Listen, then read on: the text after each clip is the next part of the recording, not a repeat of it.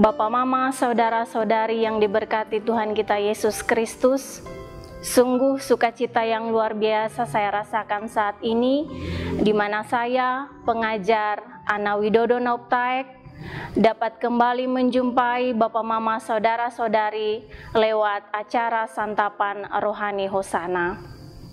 Saat ini kita akan bersama-sama membaca dan merenungkan firman Tuhan yang terpilih dari kitab Keluaran 16 ayatnya yang ke-9 sampai ayatnya yang ke-18. Sebelum kita membaca dan merenungkan bagian firman Tuhan ini, mari kita memohon tuntunan Tuhan dalam doa. Mari kita berdoa. Tuhan Allah Bapa kami yang ada dalam kerajaan sorga, kami bersyukur dan berterima kasih Tuhan untuk waktu dan kesempatan yang masih Tuhan anugerahkan buat kami saat ini untuk kami membaca dan merenungkan firman-Mu.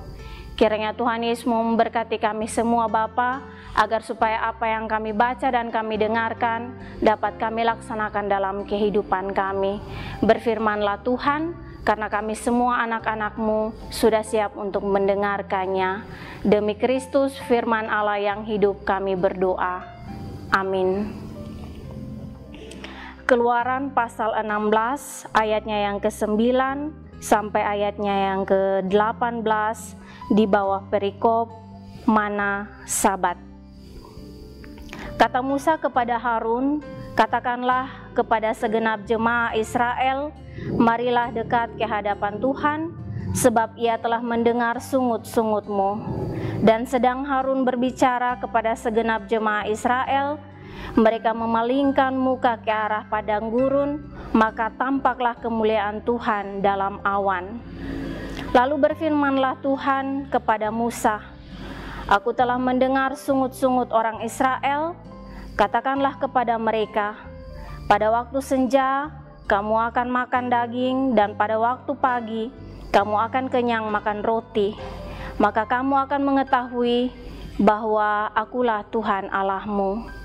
Pada waktu petang datanglah berduyun-duyun burung puyuh yang menutupi perkemahan itu, dan pada waktu pagi terletaklah embun sekeliling perkemahan itu. Ketika embun itu telah menguap, tampaklah pada permukaan padang gurun sesuatu yang halus, sesuatu yang seperti sisik, halus seperti embun beku di bumi. Ketika orang Israel melihatnya, berkatalah mereka seorang kepada yang lain, apakah ini? Sebab mereka tidak tahu apa itu.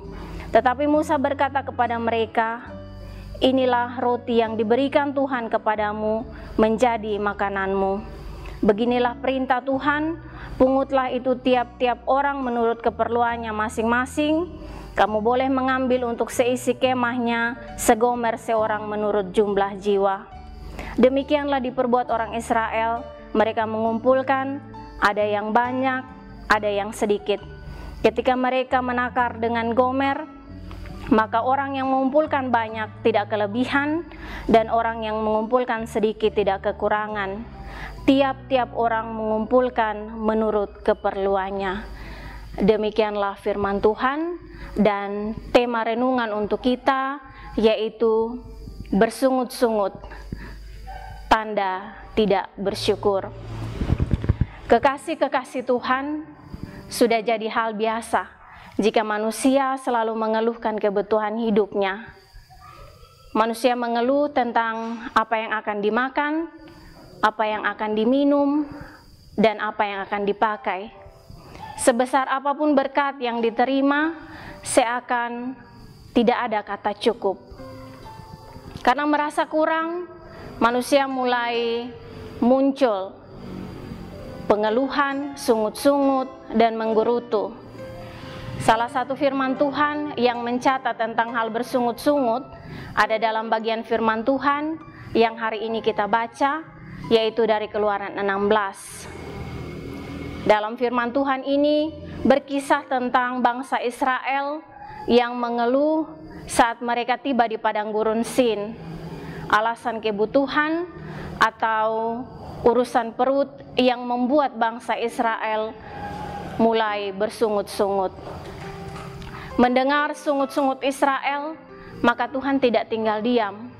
Tuhan mengirimkan burung puyuh dan mana sebagai makanan bagi bangsa Israel selama mereka ada di padang gurun. Meski Tuhan sudah memenuhi kebutuhan Israel, namun umat Israel tetap saja merasa tidak puas.